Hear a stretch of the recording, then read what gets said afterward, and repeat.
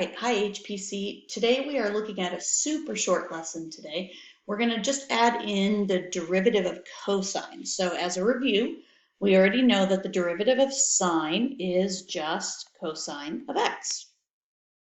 So not a super shocker, the derivative of cosine is a sine x, except there is a sign change that happens there, so it's a negative sine of x.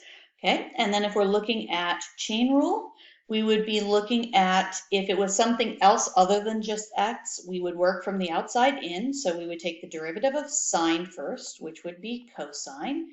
We'd keep whatever was there first, that's the u, whatever was there first. And then we'd do a multiply, and we'd multiply it times the derivative of u. Same thing with sine. If it's in chain rule, we would start from the outside in. The derivative of cosine is negative sine. We would keep the u, or whatever that is representing, and then we would multiply by the derivative of u. And that's really it. So it's just remembering that cosine and sine, their derivatives flip, but remembering which one gets the sign change. It's the one with the cosine gets the sign change. So let's go and practice a few just to make sure we're okay. So in the first one, it's our old usual finding the derivative of sine with a coefficient in front. So we know that just stays the same and the sine turns into the cosine, and we're done with that one. That was easy. On to the next one. So the next one has a cosine in it, but notice now that it has a 2x. So u is now 2x. That means the derivative is now 2. So when I go to take its derivative, I'm going to start from the outside in. So the derivative of cosine is negative sine. I'm going to keep whatever was there for u, which is 2x. And then I'm going to multiply it by the derivative, which is 2. So if I simplify that, move the 2 to the front, negative 2 sine of 2x, and that one's done. All right, so on to the next one in number 3, we're also practicing using product rule. All right, so on this one, let's go and set up what our u and v are. So I have that u is sine of 3x plus 7. So then u prime is cosine of 3x plus 7. And then because it's not just x, we have to multiply it by the derivative of 3x plus 7, which is times 3. Let me clean that up a little bit on the inside. There we go. All right, and then for our other one, we have that v, the other part of the product rule, is cosine of x. Cosine of x. So the derivative of that one is going to be negative sine of x. So remember that we start out with u prime times v, so that's these two, and then these two. So we're going to start out with 3 cosine. Hold on, let me go back and color code that for you so you can see where everything's coming from. We're going to start out with 3 cosine of 3x plus 7, and then we're going to multiply that by the v, which is cosine of x, then a big plus sign. And then we're going to do the outside version, which is sine of 3x plus 7. And we're going to multiply that by negative sine of x. Okay, so that's pretty much it. We just can look at, is there anything in there that we can do to make things look a little bit better? So if I was going to try to make these look a little bit better, maybe I would call the first one 3 cosine of x, and then cosine again of 3x plus 7, and then a plus sign, and this negative sign could go to the front. So then I would make this a minus instead. Make this a minus instead. And then I could call this sine of x times sine of 3x plus 7. That's about as good as it's going to get. We're not going to work too much on trying to simplify past that.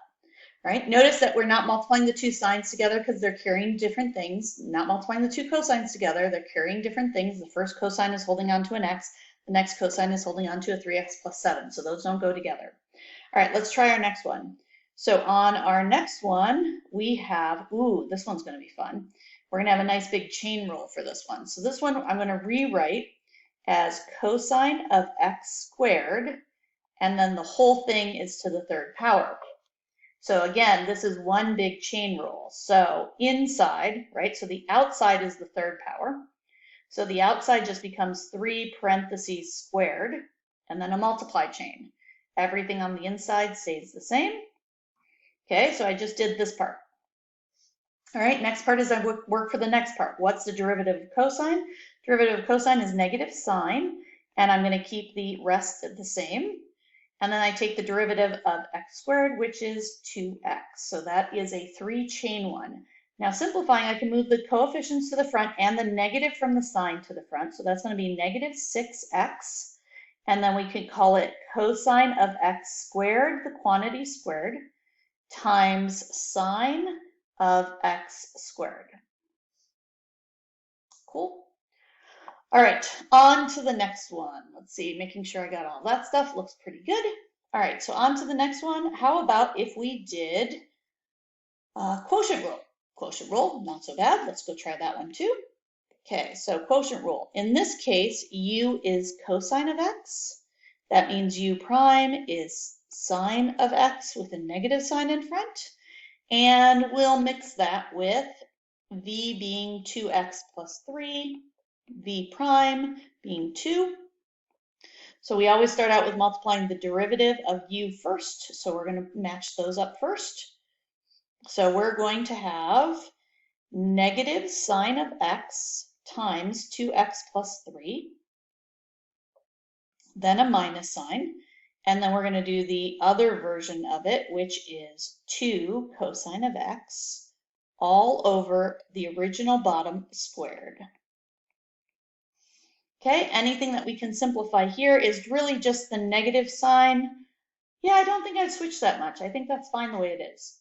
All right, last one, on to example 6. So here we have a 3-chain as well, right? Here is our F, here is our G, here is our H. So this is going to be one humongous chain rule here. So let's go. All right, so the outside thing is the sine. So we're going to start out with that first. So derivative of sine is cosine. Going to keep everything else the same. Did it. Okay, did sine.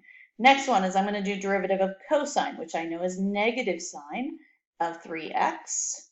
Did that. Next thing is derivative of 3x, which is times 3.